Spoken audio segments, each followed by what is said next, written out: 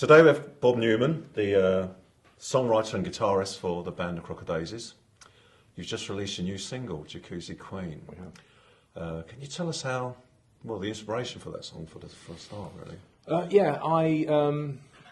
Somebody recommended to me that I should read, and it was a woman actually, recommended to me that I should read Diary of a Porn Star by Jenna Jameson. Oh, right. And it was a woman, and I thought, well, if a woman's recommending this to me, it's not going to be all about titillation and sleaze. So I read it, and it's a great book that illustrates how women are overexploited in the porn industry, overutilised. You know, they become the flavour of the month. They are used time and time again, no pun intended there, in various films until their light burns out. Yep. And that's essentially what Jacuzzi Queen is about. It's about somebody in the porn industry who's flying high, and then it all starts to go wrong. You know, ends up hooked on booze and drugs, and eventually falls out of love with the whole thing and out of that career. And we've tried to illustrate that in some way in the video as well. Fantastic. Listening to the song, the recordings are really, really well done. It's got a lot of punch. What was the sort of process in the studio with the band putting that together? So the Daisies is quite a loose arrangement, as much as obviously there's the four of us, but we don't all have to be in the same place at the same time. So I'll come in and lay some guitars down, or I can even do it at home and send the files in. When it's convenient, Adam will come in and lay down a vocal. Andy will do the same with the drums, and Greg will do the same with the bass. But they can be over 4 separate days, over a period of 2 or 3 weeks. So we don't all have to kind of get our diaries. Yeah, the wonders of modern technology. We have an absolutely wonderful sound engineer by the name of Joe Corbin who gets those, glues them together, and makes it sound like we can play.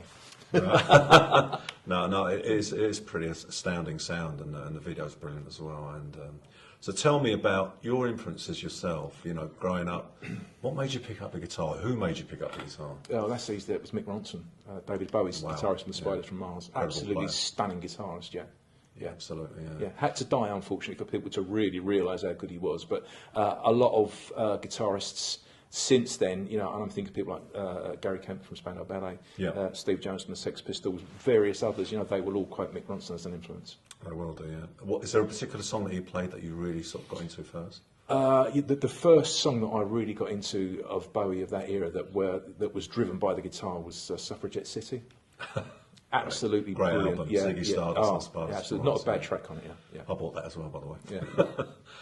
Right, so, I mean, you're at a stage in your musical career where I think most probably, you know, roughly the same age as me. It's the time in our lives that we're really enjoying what we're doing. Are you enjoying what you're doing right now? Absolutely, absolutely. I'm lucky enough to have, through a variety of consequences, you know, people who know people who know people. I'm lucky to have wound up working with 3 people, and indeed a wider group. I include you in that, Mario.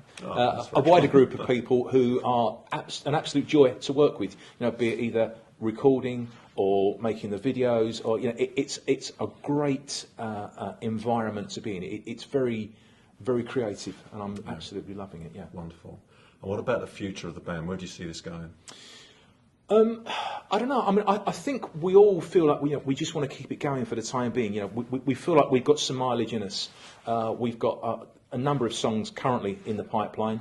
Jacuzzi Queen, you know, is the first, and I think what we'll be doing thereafter will be, rather than releasing them one at a time, I could be wrong, but rather than releasing them one at a time, we'll be looking to release them almost as like EPs or maybe a small album.